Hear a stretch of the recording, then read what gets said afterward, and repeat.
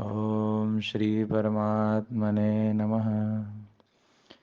वसुदेवसुतं देवं कंसचाणूरमर्दनं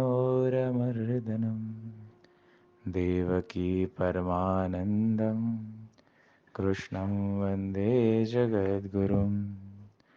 मूकं करोति वाचालं पङ्गुं लङ्घयते गिरिं यत्कृपातमहं वन्दे परमानंदमाधवम। गोपाल कृष्ण महाराज की जय। मागील भागामध्ये भक्ती म्हणजे काय याचं थोडक्यात विवरण करण्याचा प्रयत्न मी केला होता.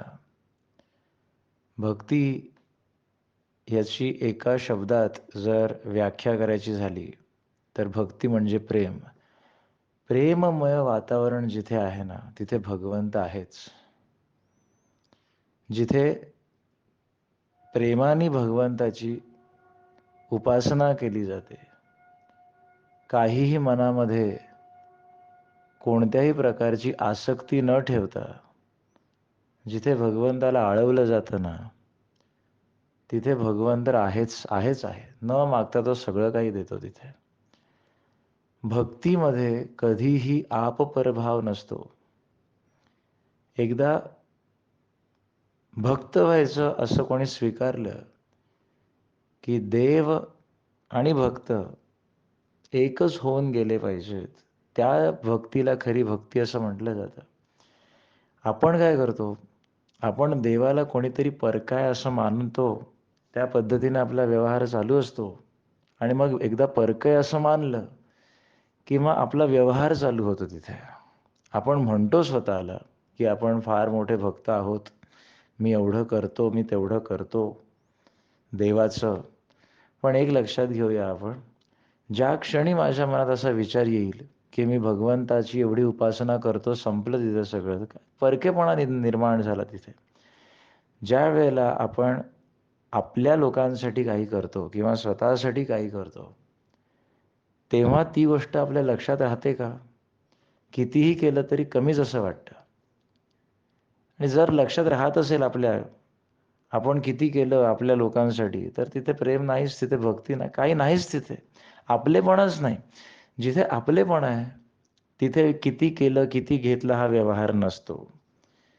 आणि जिथे परकेपणा आहे तिथे एवढं केलं तेवढं केलं हा व्यवहार असतोच असतो. हा माणसाचा स्थायी स्वभाव आहे. अतिशय त्याच पद्धतीने जर आपला परमेश्वराशी असा व्यवहार होत असेल, आपल्या मनात जर असं वाक्य एकदा तरी येत असेल की एवढं केलं तेवढं केलं देवा, आता तू बघ, देवाला सर गाऱ्हाणी सांगणं आपलं होत असेल सारखं, आणि त्याच्या पुढे जर आपण काही ठेवत असू, हे झालं तर असं करेन, ते झालं तर तसं करेन, याला भक्ती म्हणता येत नाही. भक्तीमध्ये कधीही देवाला त्रास व्हावा असा विचारही मनात आपल्याला शिवणार नाही. एक गोष्ट मला बिलकुल कळाली नाही आत्तापर्यंत कधीच. एखादी गोष्ट व्हावी अशी इच्छा असेल तर काही काही जण देवाला वाटीमध्ये पाणी घेतात आणि त्या पाण्यामध्ये ती मूर्ती बुडवून ठेवतात. मला या गोष्टीचं खरं तर आत्तापर्यंत लॉजिकच कळलं नाही. काय म्हणजे तुम्ही ज्याची सेवा आपल्याला करायची आहे, ज्याची भक्ती आपल्याला करायची आहे, एखादं माझं काम व्हावं म्हणून त्याच देवाला मी पाण्यामध्ये बुडवून ठेवणं, हे आपल्या बुद्धीला कितपत पटण्यासारखं आहे हा एक मोठा मोठा प्रश्नच आहे मला. हां, तुम्ही देवापुढे दूध साखर ठेवलं, त्याची प्रार्थना केली, तिथपर्यंत समजता येतं. पण जर आपलं काम व्हावं म्हणून जर देवाला आपण पाण्यात बुडवून ठेवत असू, आपण आपल्या घरच्या व्यक्तीला कोणाला पाण्यात बुडवू का? सपोज एखाद्या मोठ्या आपल्या घरातला जो कोणी आहे त्याच्याकडून जर आपलं काम निश्चित होणार असेल तर त्या व्यक्तीला बादलीत बुडवू का आपण, की हे काम होईपर्यंत तू बस बाबा इथेच? जर आपण आपल्या घरच्या व्यक्तींबद्दल असा विचार करू शकत नाही, आपण देवाला असं ट्रीटमेंट देऊच कशी शकतो? वर आम्ही अशी अपेक्षा करतो की त्याने आमचं सगळं केलं पाहिजे. आपण देवाशी काय व्यवहार करतोय याला भक्तीमध्ये फार मोठं प्रचंड स्थान आहे. अशा पद्धतीने निष्काम सेवा जर आपण केली, निष्काम भक्ती जर आपण केली, तरच ती देवाला प्रिय होते. काहीतरी करायचं उपासना आणि तू माझ्या सगळी संसारातली सुख दे असं म्हणून त्याच्या मागे तगादा लावणं, ही भक्ती नसून त्याला त्रास देणं आहे. अशाने कितीही वर्ष आपण उपासना केली तरी त्याचं काही फलित आपल्याला मिळत नाही. हे स्पष्ट तुम्हाला मी सांगतो. देवाला निष्कामता आवडते. जसं मी तुम्हाला मागच्या वेळेला उदाहरण दिलं, की कोणतीही आसक्ती नसताना एखादी सेवकाकडून जर त्या राजाची सेवा होत असेल, तर राजा खुश होऊन त्याला कधीतरी 10 पटीने 100 पटीने देतो, की ते त्याला पुरून उरेल. तर भक्तांनी हे भगवंत तर जगाचा राजा आहे. त्याच्यापुढे छोटंसं मागून आपण हास्यास्पद होण्याच्या ऐवजी तू देशील ते माझ्यासाठी सर्वश्रेष्ठ आहे, हे मानणं हे खरं भक्तीचं लक्षण आहे. आता भक्ती कशी करावी भगवंताची? आपल्यामध्ये 9 प्रकार सांगितलेत भक्तीचे. श्रवणम, कीर्तनम, विष्णू स्मरणम, पादसेवनम, अर्चनम, वंदनम, दास्यम, सख्यम, आत्मनिवेदनम, असे आपल्याकडे 9 प्रकार सांगितलेत भक्तीचे. त्यापैकी आपण प्रत्येक गुरुवारी एक भक्तीचा प्रकार बघणार आहोत, समजून घेणार आहोत. व्यावहारिक दृष्ट्या, सांसारिक दृष्ट्या आणि आध्यात्मिक दृष्ट्या प्रत्येक भक्तीचा प्रकार हा आपल्याला कसा भगवंतापर्यंत पोहोचवू शकेल, हे थोडक्यात सांगण्याचा माझा यामध्ये प्रयत्न असणार आहे. आता त्यापैकी सगळ्यात पहिला नंबर म्हणजे जे पहिलं नाव नवविधा भक्तीमध्ये येतं, ते आहे श्रवण भक्ती. श्रवणम. आता श्रवण याच्यावर किती बोलू? खरं तर व्यावहारिक दृष्ट्या, सांसारिक दृष्ट्या सुद्धा श्रवण किती महत्वाचं आहे, हे आपण थोडं समजून घेतलं पाहिजे. कारण कसं आहे, माणसाला ज्ञान होण्यासाठी सगळ्यात पहिली पायरी कोणती असते? तर ती असते श्रवणम. लहान मूल, त्याच्या कानावर आधी शब्द पडायला सुरुवात होते. काही कळत नसतं, काय आपण पाहतोय समजत नसतं. त्यावेळेला समोर कोण व्यक्ती येत आहेत माहीत नसतं. त्यावेळेला कानावर जे शब्द पडतात ना, त्या कानावर पडत असलेल्या शब्दांमधून ज्ञान होतं. म्हणून श्रवण ही ज्ञानाची पहिली पायरी आहे. मग कोणी मोठे व्यक्ती समोर आल्यानंतर मग ही आई, हे बाबा, ही आत्या, हे काका, हा भाऊ, ही बहीण, हे शब्द कानावर आधी पडायला लागतात. मग आपल्याला ज्ञान व्हायला लागतं की ह्या माणसांशी असं नातं आहे. श्रवण ही मुळातच ज्ञानाची पहिली पायरी आहे.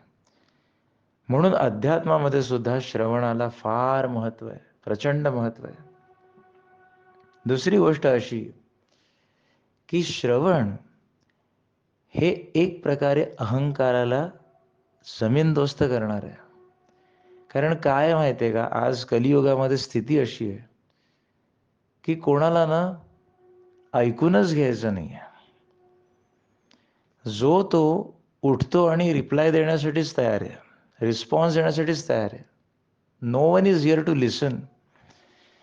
माणसाचा प्रॉब्लेम हा आहे ना, की ऐकायची सवयच नाही आहे माणसाला. मीच उत्तर देतो. त्याच्यामुळे होतंय काय माहिती आहे का, जो अहंकार आहे माणसाचा, तो दिवसेंदिवस बळावत चाललेला आहे. कारण कसं आहे, आपल्याला जर काही ऐकून घ्यायचं असेल तर आपल्याला आधी आपली पाटी कोरी करावी लागते. मला आहे त्या ज्ञानात भर पडावी असं जर आपल्याला मनापासून वाटत असेल, तर सगळ्यात आधी समोरचा काय बोलतोय, समोरचा कोणत्या उद्देशाने आपल्याला काही सांगत आहे, हे जाणून घेऊन ते शांतपणाने ऐकणं फार महत्वाचं आहे. श्रवण, बरेचदा काय होतं, मी काय सांगतोय ते ऐक. अहंकार, मी तुम्हाला अहंकार किती प्रकारचा आहे याचं मागे उदाहरण तुम्हाला दिलेलं आहे. वयाचा अहंकार हा फार वाईट.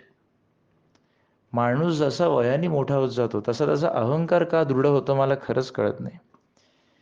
मला इतका अनुभव आहे, माझं हे वय आहे, म्हणून माझं आता सगळ्या माझ्या हाताखालच्यांनी ऐकलंच पाहिजे. हा एक माणसाचा वेडा अट्टहास असतो ना, त्याच्यामुळे माणसाची काय सांसारिक प्रगती होऊ शकेल, आध्यात्मिक प्रगती मात्र त्याची शून्य होते, तिथे अधोगतीच होते असं समजा. म्हणून सांसारिक दृष्ट्या सुद्धा श्रवण तितकंच महत्वाचं आहे. मी तुम्हाला मागे माझंही उदाहरण दिलेलं, मलाही ज्ञानाचा अहंकार होता, कारण ऐकूनच घ्यायचं नाहीये ना. मला येतंय सगळं, जेव्हा मला सगळं येतंय आणि मी मोठा आणि बाकी सगळे तुच्छ आहेत, ही भावना जेव्हा मनात कायम असते, तेव्हा माणूस श्रवण करू शकत नाही. बरेचदा कलहाला कारण हेच असतं, श्रवण करायचंच नाहीये. समोरच्याची बाजू आम्हाला ऐकून घ्यायची नाहीये, आम्ही आमची बाजू समोरच्यावर रेटायला जातो. समोरचा सुद्धा त्याच पद्धतीचा असतो, तो तरी कशाला ऐकून घेईल, तो त्याची बाजू रेटायला जातो.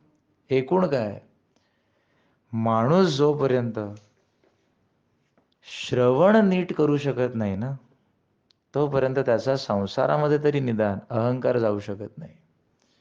अध्यात्मामध्येही तेच लागू होतं. माझे गुरु मला काय सांगतायत याचं जर मला महत्त्वच वाटत नसेल, माझ्या गुरूंना मला काय सांगायचंय हे जर माझी ऐकून घेण्याची तयारीच नसेल, तर अध्यात्मामध्ये तरी प्रगती कशी होणार सांगा पाहू. आपण सगळ्या संतांची चरित्र वाचून पहा. ज्या ज्या वेळेला संत त्यांच्या गुरूंच्या सानिध्यात गेलेले आहेत, त्यांनी सर्वांगाचं कान करून आधी गुरु आपल्याला काय सांगतात ही आज्ञा त्याचं तंतोतंत पालन केलेलं आहे, तंतोतंत पालन केलेलं आहे. कल्याण स्वामी समर्थांबरोबर राहायचे. कल्याणा हाक ऐकू आली की असेल ते काम हातातलं टाकून धावत जाऊन उभे राहायचे समर्थांपुढे. काय सांगतायत, काय आज्ञा आहे, हे असं श्रवण. आता आम्ही घरामध्ये असतो, दुसऱ्या खोलीतून 4 वेळा हाक मारली तरी आपल्या कानांवर येतच नाही. कारण कसं आहे माहिती आहे का, श्रवण हे फक्त कानांनी ऐकणं ही प्रोसेस नाही आहे. श्रवण, मनन आणि आचरण या 3 गोष्टी जेव्हा एकत्र येतात ना, तेव्हा ते खऱ्या अर्थाने श्रवण घडत असतं. आधी मी तुम्हाला थोडंसं संसारातलंच सांगतो, कारण अध्यात्म चिंतनमाला हा जरी विषय असला तरी आपण सामान्य माणूस तर नक्कीच इतके आहोत की आपल्याला आधी संसार नीट केला पाहिजे. म्हणून या चिंतनमालेमध्ये जितके काही ऑडिओ मला पाठवायचे असतात, मूळ हेतू माझा असतो की आधी संसार नीट करूया, मग परमार्थाच्या गोष्टी हळूहळू समजतीलच आपल्याला. संसारच धड होत नाही तर परमार्थ कसा होणार सांगा मला. म्हणून श्रवण म्हणजे काय, श्रवण याचा अर्थ फक्त कानांनी ऐकणं असं नव्हे, तर श्रवणम अधिक मननम अधिक आचरणम. ऐकतोय पण काही मननच केलं नाही, तर जे ऐकलेलं आहे ते दुसऱ्या कानाने निघून जाईल, आपल्या राहणारच नाही मनामध्ये काही. श्रवण केलं, मनन पण केलं, पण तसं आचरण होत नाहीये, तरी सुद्धा त्याचा काही उपयोग नाही. म्हणून श्रवण भक्ती, श्रवण या गोष्टीला भक्तिरूप कधी प्राप्त होईल, श्रवणाला भक्तिरूप कधी प्राप्त होईल, ज्या वेळेला ह्या 3 प्रोसेस होतील. समजून घ्या, श्रवण करलं, मननही केलंय आणि त्याच्याप्रमाणे आचरण केले. आता काही माझं ऑडिओ म्हणजे काही फार मोठं उदाहरण नाही, पण माझं ऑडिओ हे प्रॅक्टिकल उदाहरण आहे म्हणून तुम्हाला देतो. माझं ऑडिओ आता जितके काही जण ऐकत आहात, अनेक गुरुवार, ते श्रवण झालं कधी म्हणता येईल, की त्या श्रवणानंतर आपल्यात काही आपण बदल करून घेतोय का, की आपण दुसऱ्यांनाच शिकवतोय, आहे की नाही. माझ्या लांब काही मला जायला नको फारसं, माझी वाक्य मलाच ऐकायला मिळतात. आश्चर्य वाटेल तुम्हाला, माझी वाक्य मलाच ऐकायला मिळतात. तू असं सांगतो आणि तू स्वतः काय जिथे पिकतं तिथे विकत नाही ना. तर श्रवण, तुम्ही सगळेजण श्रवण करत असाल, तर श्रवण केल्यानंतर निदान आपण त्याचं मनन करणं आवश्यक आहे. कारण मनन केल्यानंतर आपल्याला ती गोष्ट जरा लॉंग टर्म लक्षात राहते. लॉंग टर्म लक्षात राहणं नुसतं आवश्यक आहे का, नाही, तर त्याप्रमाणे आचरणही घडलं पाहिजे. आचरणही घडले पाहिजे. मुलांवर संस्कार आपण करतो त्यावेळेला ह्या तिन्ही पद्धतीने त्यांनी वाढावं ही इच्छा असते की नाही आमची. आधी आपण आपल्या मुलाला किंवा मुलीला सांगतो, तेव्हा त्या व्यक्तीने श्रवण केलं असं कसं म्हणता येईल त्या बाळाने. त्या व्यक्तीने, त्या बाळाने माझं ऐकलं, ऐकल्यानंतर ती गोष्ट आचरणात आणली आणि तेव्हा पुरतंच फक्त आचरणात आणली असं नसून त्या गोष्टीचं मनन केलंय, म्हणजे पुढच्या भावी आयुष्यातही त्याच्या ती लक्षात राहिली, तर त्याला श्रवण केलं असं म्हणतात. आणि अध्यात्मामध्ये अशा श्रवणाला भक्तिरूप प्राप्त होतं. श्रवण म्हणजे नुसतं कानांनी ऐकणं नव्हे. श्रवण केल्यानंतर त्याचं मनन घडणं आणि त्यानुसार आपलं आचरण होणं, तेव्हाच आपल्यावरती काही संस्कार झाले असं आपण म्हणू शकतो. आपल्या मनावरती, आपल्या आचरणावरती श्रवणरूपी संस्कार होत असतात. अध्यात्मामध्ये त्याला भक्तीचं रूप तेव्हाच प्राप्त होईल. माझ्या सद्गुरूंनी, माझ्या गुरूंनी मला काय सांगितलंय, काय प्रवचनातून बोध केलाय, त्या बोधाप्रमाणे माझं आचरण ठेवणं ही पहिली पायरी. आणि फक्त तेवढ्या वेळापुरतं आचरण न ठेवता यापुढे जेव्हा कधी असा प्रसंग येईल तेव्हा सुद्धा माझं आचरण तसंच राहावं हा प्रयत्न ठेवणं, या भक्तीला श्रवण भक्ती म्हणतात. अध्यात्मामध्ये श्रवण भक्तीचं जर उदाहरण द्यायचं झालं तर कोणाचं देता येईल? निसंशयपणे परीक्षिती राजाचं उदाहरण देता येईल. परीक्षिती राजाची गोष्ट आपल्याला भागवत ज्यांनी ऐकलं असेल, श्रीमद भागवत पुराण सगळ्यांना ज्ञात आहे. काय परीक्षिती राजाचा गुन्हा झाला, काय त्याने केलं. ऋषींनी शाप दिला की आजपासून 7 दिवसांनी तक्षक दंशाने परीक्षित राजाचा मृत्यू आहे. आता मला एक गोष्ट सांगा, 7च दिवस आपल्या हातात आहेत, ही भावना जर एखाद्या व्यक्तीच्या मनात येत असेल, काय श्रवण करू शकेल तो? मला सांगा, काय श्रवण करू शकेल? फक्त त्याच्यासमोर त्याच्या मृत्यूचं भय त्याला दिसायला लागेल, हे की नाही?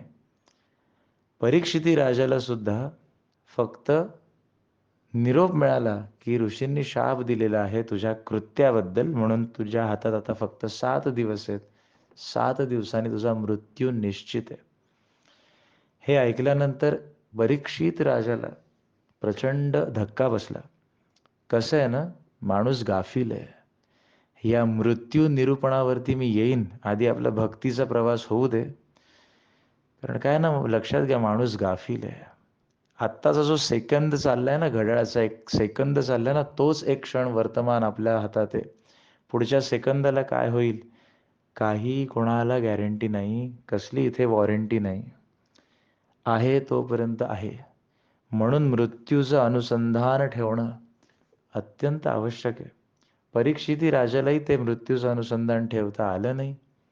झालं काय, अचानक निरोप आला की तुझ्या कृत्याबद्दल 7 दिवसांनी तुझा मृत्यू होणार आहे. परीक्षिती राजाला प्रचंड मोठा धक्का बसला. काय करावं, काय केलं पाहिजे, कसं आपण याच्यातनं सुटू? मग माणसाला कसं आहे माहिती आहे का, मग माणसाला विचारायला लागतात की अरे, आयुष्यभर तर आपण काहीच केलं नाही. आपण फक्त संसार एके संसार, आणि जे केलं ते सगळं आता इथेच ठेवून जायचंय, असं माणसाला येतं ना. परीक्षिती राजा काय सगळेच आहेत. परीक्षिती राजाला 7 दिवसांनी मृत्यू होणार असं कळलं म्हणून त्याचे डोळे खाडकन उघडले. आमचंही तसंच आहे की, आम्ही काय वेगळे आहोत मला सांगा? आता तुम्ही जे जे माझा ऑडिओ ऐकत आहात, किती जण रोज मृत्यूचं अनुसंधान ठेवून जगतात? कोणच जगत नसेल. लोक मला निराशावादी म्हणतात या गोष्टीसाठी. मी म्हटलं मी निराशावादी नाही आहे. नीट विचार करा तर हेच खरं सत्य आहे की इथे माणसाला पुढचा काही भरोसा नाही आहे. हीच बायको मिळाली पाहिजे, हाच नवरा मिळाला पाहिजे, हट्ट धरून बसतात. त्याच्यात आपला झुरत राहतो माणूस. मुलगा झालाच पाहिजे, मुलगी झालीच पाहिजे, झुरत राहतो माणूस. मोठे झाल्यानंतर मुलं माझ्याजवळ राहिलीच पाहिजेत, झुरत राहतो माणूस. लांब गेले सगळे, आता माझं शेवट जवळ आला, झुरत राहतो माणूस. झुरतच राहायचंय का? अफाट पैसा कमवला, झुरतोच आहे माणूस. पैसा नव्हता तरी झुरतोच आहे, पैसा आहे तरी झुरतोच आहे. उपयोग काय माझ्या जन्माचा? ह्या जन्माचा उपयोग काय? आपल्याला कळलेलंच नाहीये की आपल्याला आपल्या दिवसभराची एनर्जी नक्की कुठे लावायची आहे. बस फक्त चालू आहे, धावतोय धावतोय, कशाला काही माहीत नाही, कशासाठी धावतोय माहीत नाही, चाललंय. अरे थांब थांब, जरा स्वतःचा विचार कर. नाही, स्वतःचा विचार करायला वेळ कुठे आहे? माझी गाडी चुकेल, कामावर वेळेवर गेलो नाही तर पगार मिळणार नाही, EMI माझे जातील.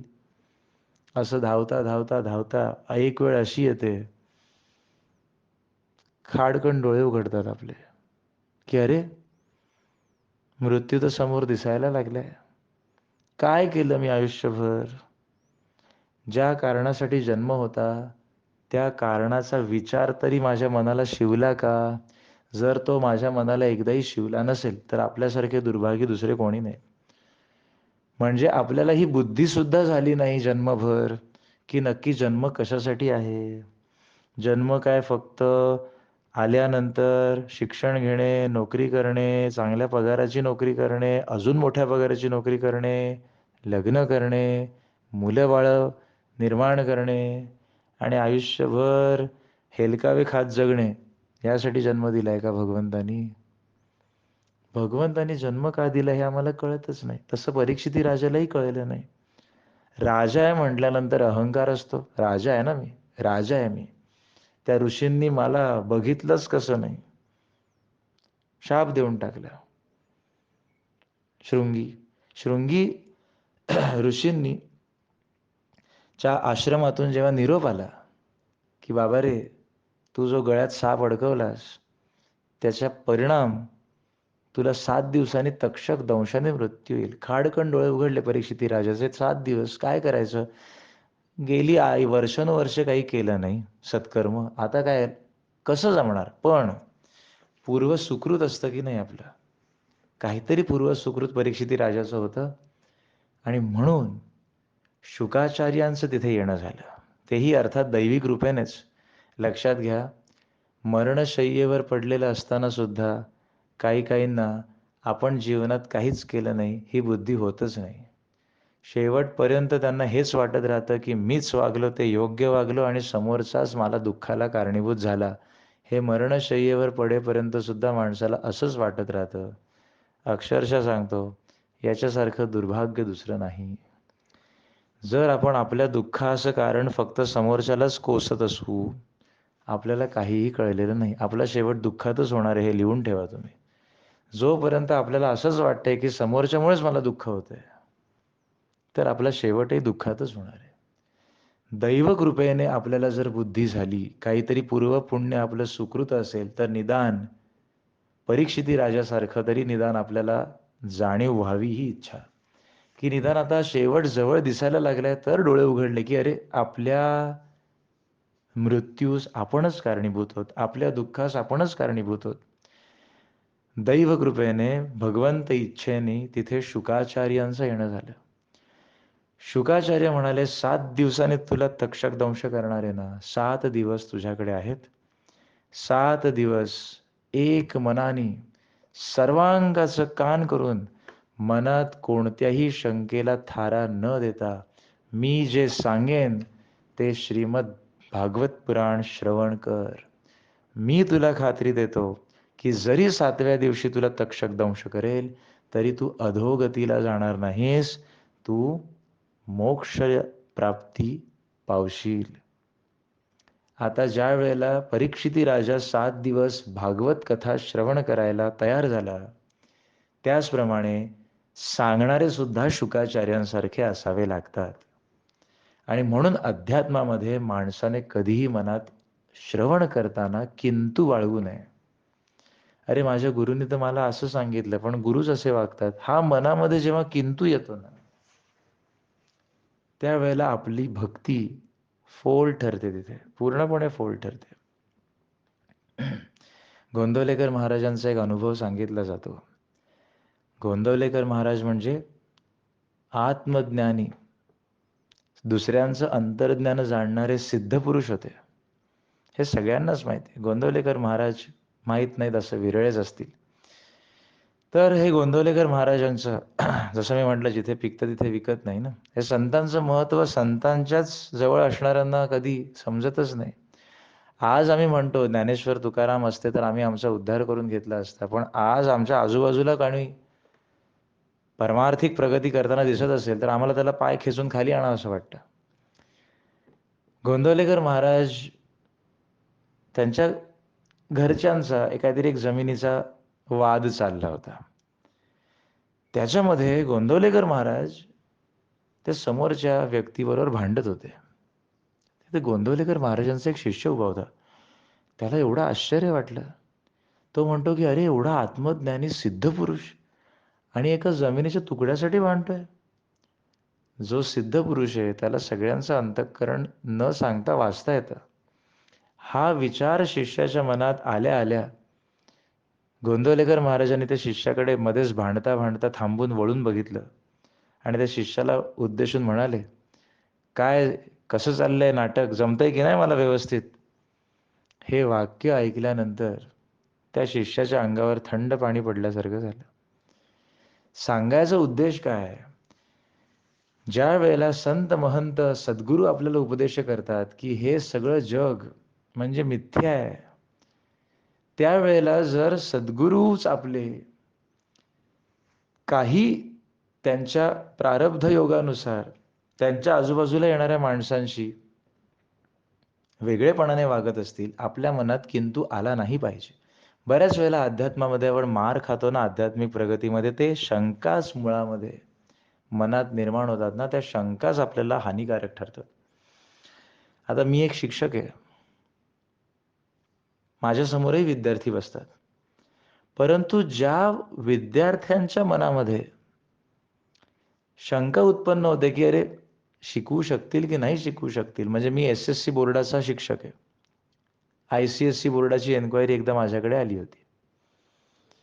मी म्हटलं तुम्ही ऐकून बघा, पण तरीसुद्धा ना मी जेव्हा सांगितलं की SSCचा अनुभव मला आहे, ICSE बोर्डाचा नाही, तरी पण मला माझा स्वतःवर विश्वास आहे, मी शिकवू शकेन, पण मनात किंतु निर्माण होतो, येईल का नाही. म्हणून आधी आपण प्रत्यक्ष अनुभव घेतला पाहिजे ना. साधी गोष्ट आहे की नाही. जसं संसारात तसंच परमार्थात सद्गुरू आपल्याला काय सांगतात याचा आपण प्रत्यक्ष जोपर्यंत अनुभव घेत नाही तोपर्यंत ते काय वागतात याचं जजमेंट करायला आपल्याला काही अधिकार नसतो. लक्षात घ्या ही गोष्ट. आणि म्हणून श्रवण ही भक्ती कशी असली पाहिजे? परीक्षिती राजाने 7 दिवस मृत्यू मला शिवणार आहे हा विचार पूर्णपणे बाजूला ठेवून 7 दिवस सर्वांगाचं कान करून भागवत श्रवण केलं आणि 7व्या दिवशी जरी त्याला तक्षक दंश केला तरी तो अधोगतीला न जाता त्या 7 दिवसात श्रवण केल्यामुळे मोक्षप्राप्तीला गेलेला आहे. असं या नवविधा भक्तींमध्ये प्रत्येक भक्तीसाठी आपल्याकडे एक एक उदाहरण आहे. ते मी तुम्हाला दर गुरुवारी देत जाईन. म्हणून मला आता हे माझं मनाचे बोबडे बोल संपवताना एकच गोष्ट सांगावीशी वाटते. श्रवण करताना संसारात असू दे, परमार्थात असू दे, चांगलं जे ऐकायला मिळतंय ना कानांना, संसारामध्ये काही सगळंच चांगलं ऐकायला मिळत नाही. 70% तर लोकांच्या उखाळ्या-पाखाळ्याच ऐकायला मिळतात आणि उरलेले 25% लोकांची दुःख आणि त्यांची गारणीच कानावर येत असतात. उरलेले 5% जे आपल्याला चांगलं ऐकायला मिळतंय, चांगलं श्रवण करायला मिळतंय, भजन श्रवण केलं, एखादं कोणी कीर्तन करतंय ते श्रवण केलं, पुराण चाललंय कोणाचं ते श्रवण केलं, भगवंताचं नाम जिथे गायलं जातंय तिथे जाऊन श्रवण केलं, तर तिथे संतांचं एखादं प्रवचन चालू आहे ते श्रवण केलं, तर अशा गोष्टी या कलियुगामध्ये श्रवण केल्यानंतर फक्त ऐकून दुसऱ्या दिवशी ते विसरून जाईल असं होऊ देऊ नका. ते श्रवण करून जेव्हा आपल्याकडून ते मनन घडेल, सारखं बुद्धीला घासलं जाईल आणि आपल्या आचरणात जेव्हा थोडंफार जरी का होईना ते उतरेल, तेव्हाच श्रवण भक्ती आपल्याला साधली असं म्हणायला हरकत नाही. माझ्या अध्यात्म चिंतनमालेचाही तोच उद्देश आहे. श्रवण जे कोणी करत आहात, एका व्यक्तीने जरी श्रवण केलं तरी माझी भक्ती भगवंताप्रती पोचल्यासारखी आहे.